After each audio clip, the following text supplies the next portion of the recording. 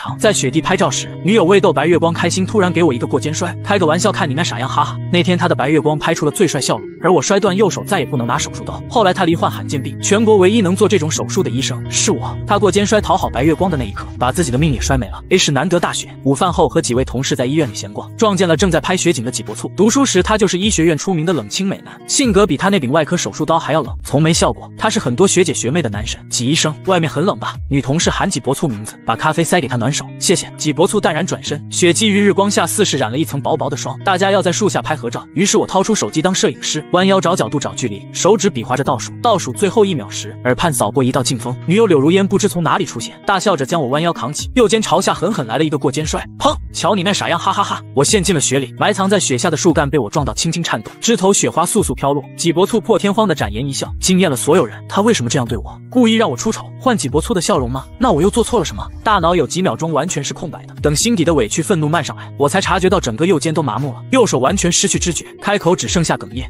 蛙学长，你这张照片好美啊！我认识你7年，第一次见你笑。柳如烟捡走了我的手机，献宝似的把照片给大家分享。天呐，纪医生真该多笑笑，太漂亮了吧！嫣嫣，快把你男朋友拉起来！怎么能这样？柳如烟笑着说没事，蹲下身在雪地里挖我。纪伯希私下里是个搞笑博主吗？我俩总整活跟哥们一样，他没事的。蓦地撞见我那双暗淡无光的眸子，柳如烟的话戛然而止，再往下挖，看到我异常扭曲的右臂，柳如烟一下子慌了，对不起，伯希，我和你开玩笑的。右肩被树根刺穿，流了很多血，我被推入急诊，主任和副院长连轴转刚下班，见到我后纷纷变了脸色，一前一后跟进去抢救。柳如烟紧紧握着我的手，眼尾泛红，一遍又一遍擦掉我脸上的雪花，慌乱到浑身颤抖。他被拦在抢救室外面，门关上的最后1秒，我平静地对他说了一个字：滚。苏醒在病房时，纪伯簇正和护士询问昨晚的用药情况，满是馨香。他身上那股冷清的雪松精油味甚至盖过了消毒水。我的枕边是纪伯簇手机，屏幕未熄，他在朋友圈发了那张雪景合照。柳如烟是第一个点赞评论的，学长你真该多笑笑，你笑起来很美。我愣了几秒，视线又落在手机旁的病历上，不知是粗心还是故意，我的病历就被纪伯簇随手丢在那里。我也是外科医生，我看得懂内容。我的右手再也拿不起手术刀了，翻阅纸张的声音格外清晰。纪伯簇回头看了我一眼，冷冷抽走病历，没有说话。虽是同门，又成为同事，我们的交情并不深。纪伯簇很少搭理异性，根本不搭理同性，我们没话可说。伯希醒了吗？对不起。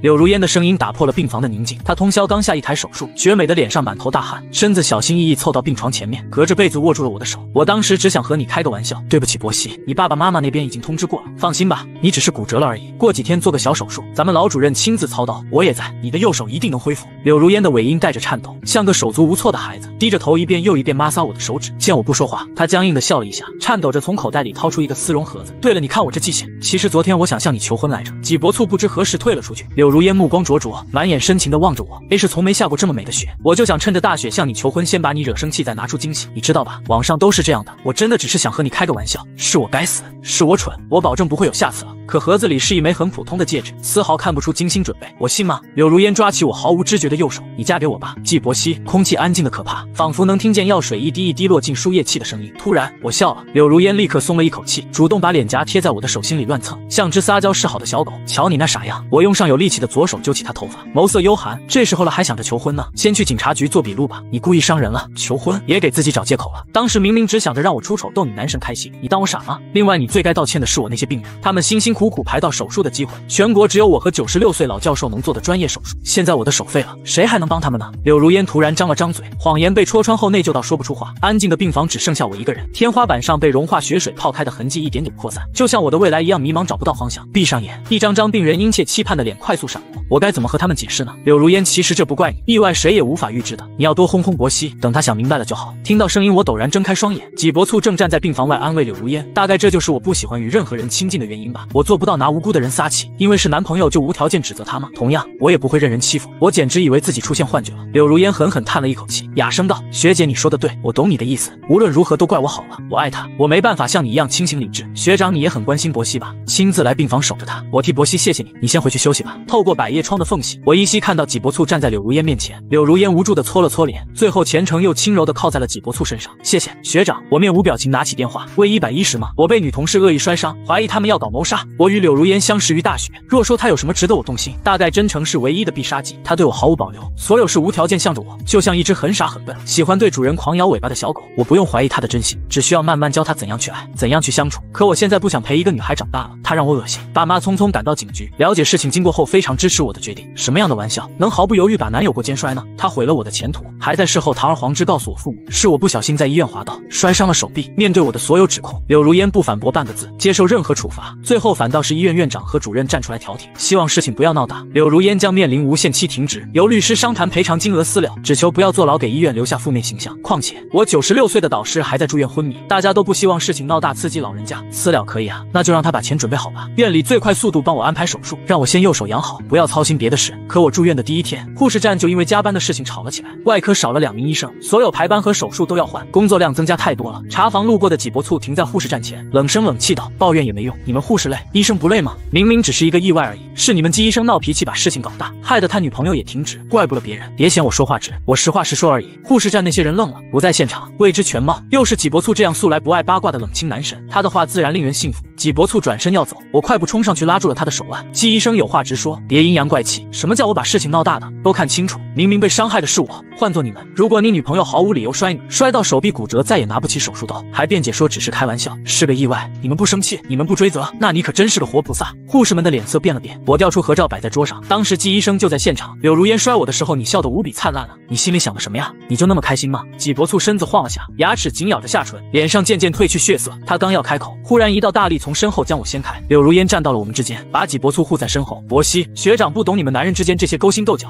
你少说2句，这件事都是我的错。明明是季医生先那样说的，大家都听见了，这是换我也生气。女友简直神经病。不过就算是陌生人突然背过肩摔，也不该笑吧？年轻的小护士突然开口，诚实讲出了自己的看法。纪伯簇的脸色惨淡如霜，目光就像破碎的美玉，脆弱又让人心疼。突然，他捧起资料，冷冷转身：“各位怎么想随意，我不在乎别人的评价。学长，你的笑容不用为任何事情买单。当时觉得开心就笑了，你有错吗？”柳如烟倔强地拦住了纪伯簇，又目光一软，走到我面前低声道：“伯熙，你给学长道个歉吧。闹太江今后怎么共事？况且学长接了咱们2个人的工作，他已经很累了，他也不容易。”此话一出，周围人跟着倒吸了一口冷气。我抄起桌上消毒用的酒精，拧开瓶盖，直接从柳如烟头顶倒了下去。看你脑子里有脏东西，给你消消毒。真好笑，我给纪伯簇道歉，你舔狗当多了分不清谁是爹吗？有些话我不想说，但是他接我的工作，他有那个能耐吗？装什么劳苦功高忍辱负重的白莲花呀？我做医生为了治病救人，又不用看他脸色，还说什么闹太江怎么共事？别人不笑就他呲着大牙嘎嘎乐，活该挨骂。就他笑得最欢，我骂他还要挑个黄道吉日。整个病房走廊里寂静无声，许多人都被我吓傻了，连病人家属都跑到门边看热闹。纪伯簇半倚着墙，眉目间流露出茫然无措，身子摇摇欲坠，仿佛下一秒就会摔倒在地上。不明状况的男病人要去扶纪伯簇，操纵着轮椅慢慢靠近。我忽然勾唇一笑，阴阳怪气道：“大家帮我分析分析啊！我们师门就2个男生，还都进了医院外科。我年纪小却能做专业手术，难道挡了某些人的路？”一语点醒梦中人，大家的目光都变了，似乎纪伯簇人前人后2副面孔也有了合理解释。纪伯簇苦笑一下，落寞地垂下眸子。柳如烟攥紧拳头，突然朝我大喊：“够了，纪伯熙，你有必要这样针对学长吗？他怎么会是这种人？我们之间的事别牵连到他。怪不得他笑这么开心呢，嫉妒死季医生了吧？合理了，我没想到季医生是这种人。”事情越闹越僵，连护士长和主任都惊动了。保安拦着大家不要乱排。一片混乱之时，坐在轮椅上的男病人茫然看向我：“季医生，你的手坏了是什么意思？”他叫王邦浩，是我的病人，一直积极配合治疗。原本下周就要手术，我这个病跑遍全国只有吴怀善教授懂。他说他徒弟季伯熙能救我，我马上就能手术了。现在是什么意思？你治不了吗？刹那间，我们3人都愣住了，心中那道无法突破的底线让我生出许多内疚。柳如烟最先向病人鞠躬道歉，我亦是低头道歉解释。纪伯簇红着眼尾凑到轮椅旁，平声第一次温柔劝慰道：“您别担心，病历资料让我看看，我一定治好您的病。”王邦浩眼眶通红，愤怒地推开了纪伯簇：“你哪位啊？吴教授说只有季伯熙能救我，你有那个能耐吗？张嘴就来！”纪伯簇怔怔看着对方，满身傲气一瞬间被击垮，丝毫说不出话来反驳。他咬着几乎无一丝血色的唇，在众人的注视下收拾资料离开了。学长，柳如烟立刻去追。我研究的是一种成年后发作的脊椎罕见病，患者发病后基本依靠轮椅生活，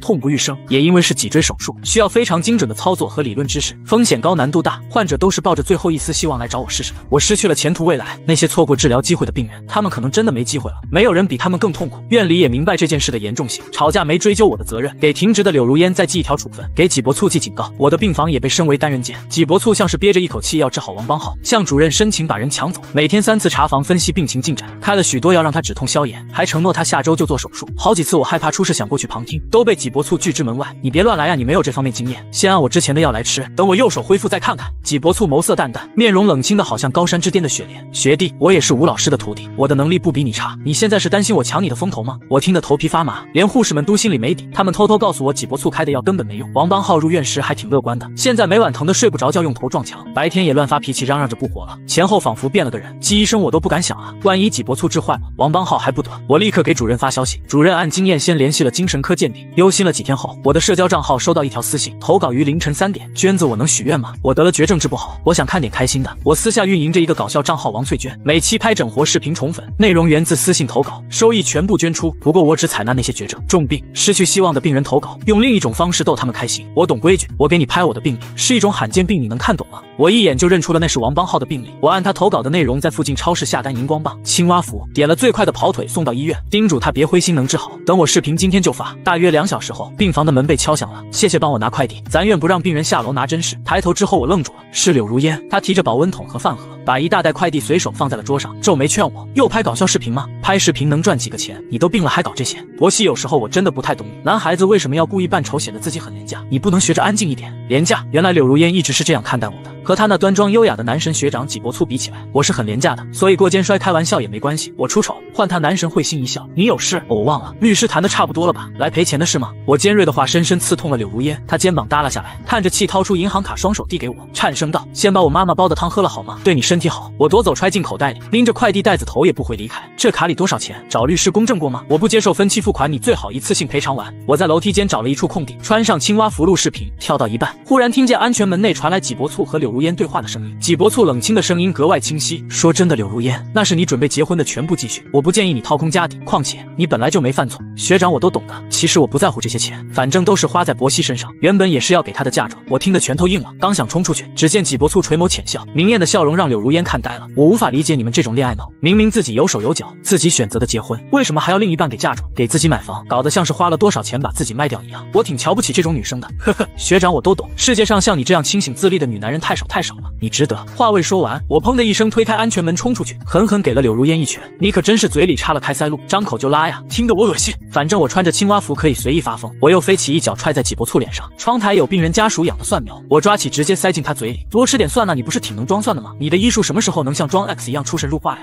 济伯醋纤薄的身躯止不住颤抖，破碎的眼泪一滴滴滚落。趁他呜咽的时候，我用头撞开柳如烟，飞速逃窜。刚迈出步子，一道不寻常的黑影快速从窗外掠过，像炸弹似的砸落到1楼地面上，砰一声巨响。意识到那是什么之后，所有人都愣住了。王邦浩趁上厕所的时候爬到天台，从住院楼16楼一跃而下，只留下一行字：我太痛了，我治不好的。经鉴定，他有很严重的精神疾病。我忘记了是怎样跟着大家走到1楼的。同事们不认识我这身青蛙服，把我挤在人群外面。手机里是王邦浩最后一条私信：谢谢你，当我没希望了。那行黑白色的字渐渐被泪水模糊。我人生第一次感受到了窒息和无力，真的太糟了。学长，学长！人群中传来柳如烟撕心裂肺的喊叫声。济伯醋是第一个跳上抢救床的，他绝帅的面容沾满血迹，风轻轻扬起他满头长发，整个人破碎而凄凉。他颤抖着去摸王邦浩的脉搏，指尖碰到的那一刻，纤瘦身子骤然脱力向后倒去，如一片轻飘飘的羽毛跌入人群，稍稍用力便能捏碎。先就这个！哎呀，季医生不会抢救，别添乱了，快把他抬下去！护士长大发雷霆，柳如烟立刻冲上去抱住了济伯醋，将人打横抱起朝急诊室跑去。路上我拦住他，博西你别闹，学长情况很危险。我面无表情扇了柳如烟一巴掌，他愣住了。我摘掉手套，用力捏起他的下巴，我只是想告诉你，这是你间接害死的第一条人命，你会付出代价的。王邦浩走了，济伯醋高烧休养了半个月才回到医院，整个人憔悴的不像样子。我出院那天直接冲进办公室找主任，要回我那些病人。主任愣了一下，还未开口，倒是济伯醋先阻拦道：没必要吧，以季医生现在的情况，根本没办法救治病人。我毫不犹豫开队，我不行你行，你再乱治治死几个。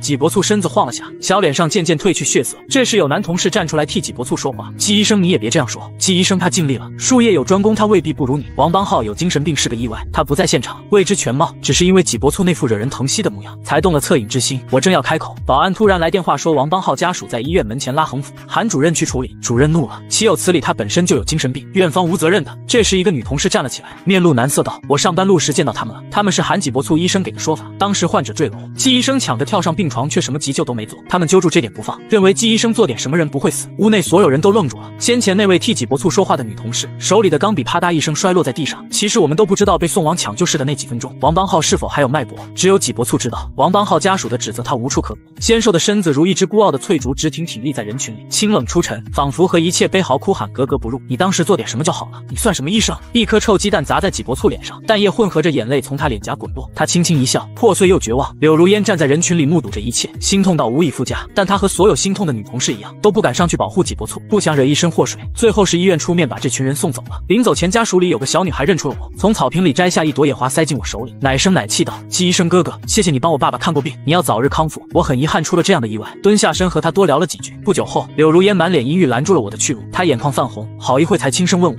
你和王邦浩的家属们认识吗？”废话，我是王邦浩的主治医生。柳如烟追了几步，小心翼翼拉住我衣角：“博西，今天会不会是你安排的？为了报复学长？如果是，我求求你别再为难他一个人了。他身子弱，经不住这些的。整件事都是我的错，你我之间的事不要牵扯到别人。”我愣了几秒钟，出离的愤怒在胸膛里乱撞。我踮起脚揪住了柳如烟衣领，拉着她朝人群走。我怎么忘了呀？你才是罪魁祸首，你逃不掉的。踉跄着挤入人群，我拍了拍家属带头的那个中年男人，似乎是王邦浩大哥。我对他说：“其实王邦浩马上就要手术了，但我出了意外，不能再拿手术刀。”说着，我指向柳如烟，说来那也不是意外，我是被人故意伤害的，是他哦，是他为了逗笑纪伯醋医生才毁了我的右手，让我不能给你弟弟做手术。我觉得你们有仇有怨，别拿医院撒气，要找根本原因是吧？一瞬间，柳如烟的脸上褪去血色。听说柳如烟被人堵在地下车库，打断4根肋骨，还给他买了副棺材，把他锁在里面一整晚。棺材上钉着纪伯醋照片，用红漆写4个大字：2个姓裘。然而事发时没监控，也没留下指纹，没后续了。他怕丢脸，专门跑去其他医院治疗。怎料事情被登载成了灵异新闻，很快传得人尽皆知，整个外科都怕再沾上事，默默孤立了纪伯醋。女同事见了他都避之不及。我害怕再出现第2个王邦浩，连夜把手里几个病人都盘了一遍。在这批罕见病患者里，只有王邦浩一个急症，剩下4个都在稳定期，有几率不做手术，终身服药。当目光扫过谢崇这个名字时，我有些犹豫。我与他相识1年，他家境不错，有个上市公司，只是性格阴郁寡言，每次来医院都不愿意多说几个字。他与王邦浩简直是2个极端。算算日子，谢崇的药快吃完了，我主动联系他约时间，也和他讲了我最近的意外。很久很久之后，他回我一条没头没脑的消息：做医生都像你一样辛苦吗？我不知从何讲起，只好约他见面再聊。见面那天时间刚好富裕，我先去住院楼探望了老教授，先前右手带着石膏不敢去，算算上次见面还是夏末，我到时教授刚好去做检查了。病房里摆满各种鲜花果篮，都是小辈们送的。吴老真是德高望重啊，每天都有人来探望他们。早上还有位陆医生过来呢，护工和我闲聊了几句。起初我没意识到柳医生是谁，等洗好水果返回病房，恰巧撞见柳如烟坐在导师病床前说话，原来是他。可他和教授没什么交集啊。说真的，吴老，您从没意识到自己有多偏心吗？纪伯醋学长无论能力还是经验都比季伯希要强，他只是心思太单纯了，他不懂得人际交往那些弯弯绕绕的，他不如伯希那般油嘴滑舌会讨好人。别怪我说话直，当年我就想说了，您怎么放着学长这块璞玉不要，偏偏去雕伯希那块石头呢？不过现在看来，伯希的右手废了，这是不是上天在惩罚您当初眼瞎，弃掉了一颗好苗子呢？我脑子里轰的一声，还以为自己听错了。柳如烟有几个胆子敢在老教授面前这样说呀？这语气这措辞都不想他一个傻子能想出来的。又是纪伯醋在背后挑唆，纪伯醋惯会这样扮可怜卖惨，让女人替他出头，他们真的够了。我用力推门而入，老教授满脸通红指着我，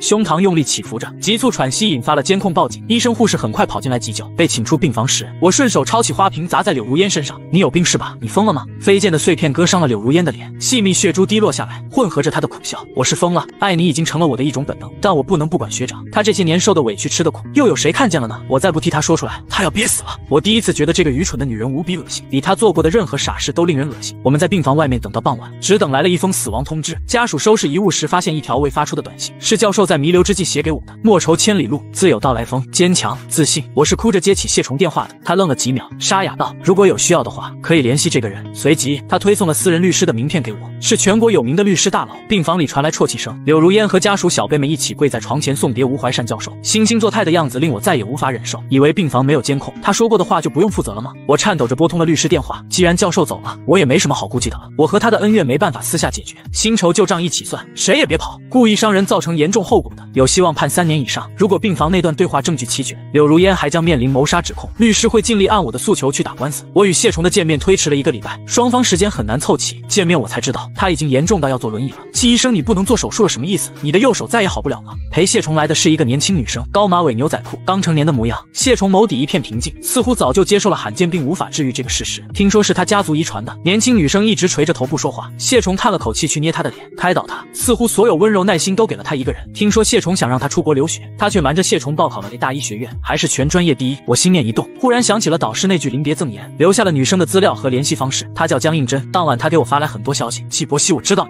你 A大医学院隐藏大佬，入学的时候学长学姐们都推荐男神季伯醋，但我看过他履历，明明样样都很拉胯，就一张脸好看，你要加油。我心头弥漫的阴云因江应真这缕清风拂过，终于见到一丝阳光。不久后，我收到律师消息，他说材料已经整理提交法院了，但柳如烟出了一个小意外，她住院了。柳如烟在开车时突然下肢失去知觉，发生车祸，送院治疗后查不出病因。室主任路过时灵光一闪，查了某几项指标，为她做了特殊检查，才下结论，她罹患罕见病，到了发病的急性期，痛苦难忍。如果说世上有因果一说的话，柳如烟一定是尝到了因果报应。罕见病万分之0.0几的概率精准命中她，而全国唯一研究这个病的医生，能救她的人是我。可我的右手已经废了，永远无法拿手术刀。从她过肩摔讨好男神学姐的那一刻起，她把自己的命治愈的希望也全都摔没了。自作孽，活该，痛快！柳如烟患病后再没主动联系过我，只是某天我收到了一个快递，银行卡大额存款，她把所有积蓄都寄给我了。这个病急性期不治疗真的会死人的。于是，在签收和发善心救人之间，我选择了催她早日出庭受审，依法办事。瞧你这傻样，下次还敢乱开玩笑过肩摔吗？哈哈！起诉流程很长，从冬天等到了春天，春天等到了夏天，终于在我搬离门诊楼的那天收到了开庭的消息。我的右手不适合留在临床一线，恰巧导师有位好友是研究院副院，前段时间向我抛来橄榄枝，他愿意为我单独开一个研究室，从此专门研究脊椎罕见病。这是吴教授生前一直推进的事情，如今由我完成，某种程度也算因祸得福了。我离开那天也是脊脖促离职的日子，这半年他手术频频犯错，背上太多投诉。听说最近和一位有钱的女病人关系亲密，手上还戴了戒指，但那女人已婚。比起半年前大家趋之若鹜的场景，此刻没人关心他走不走，拍什么照片，笑不笑。男同事指着他冷声冷气议论：好装啊他，故意穿那种衣服还披散着头发。从前觉得他是冰清玉洁的帅男，现在明白了，破烂货一个，净装蒜。迈出医院大门时，脊脖促在我身后轻笑了一声：学弟啊，你春风得意了这么多年，到头来还不是和我一样离开，谁又比谁高贵呢？我原本挺羡慕你，嫉妒你，不过现在，呵呵，祝你好运吧。说完，他故意露出戴钻戒的右手，纤细的手指轻拢发丝。很快有辆豪车停在他面前，女人贪婪地拉住他的手，而我转身去公交站搭车，师出同门，共事几载，从此人生背向而行。柳如烟没熬到开庭，意外身亡了。听说住院时恰好睡在王邦浩曾睡过的那张床，起夜一脚踩空，连着轮椅从13楼滚下去，当场咽气。事后才知，那并不是意外，他出事前正在和脊脖促彻夜聊天，开导男神学长走出情伤。原来脊脖促把那女的搞怀孕了，闹到最后他1分钱也没拿到，还被原配拉去大街上打了一顿。柳如烟起初劝他爱错了人，他值得更好的，后来发现他插足别人婚姻，又开始夸他比正主更值得女人疼惜。到最后，他彻底明白脊脖促是个爱钱的性球，根本不是他爱慕了7年那位冰清玉洁的男神，不是他幻想出那个可望而不可及的完美男性。他说不出话了，很快发生意外，多么愚蠢又可怜的男人啊！柳如烟生前签过遗体捐赠书，还不巧就要捐到我所在的研究院，似乎是刚吵架那时候他为我准备的一份惊喜。爱你的心至死不渝，我愿为你付出一切，生生世世守护你。收到消息那天给我恶心得吃不下饭，但天不遂人愿，运送车辆在跨海高速上抛锚了。司机到路边联系拖车时，原本挂好手刹的汽车突然向左倾斜，带着柳如烟3秒钟坠海，消失得无影无踪。他家人花钱捞了半个月都没捞到，法院最后判定司机无责任。去探望师母时偶然提起此事，老太太给吴教授上了炷香，悠悠感叹：挺合理的，都是报应。江映真在大3时候加入了我的研究室，她以最高分从5所院校4000多位报名者中脱颖而出，正是学习起了我当年那些专业笔记。她美术天赋比我好，对立体空间的记忆和解构非常快，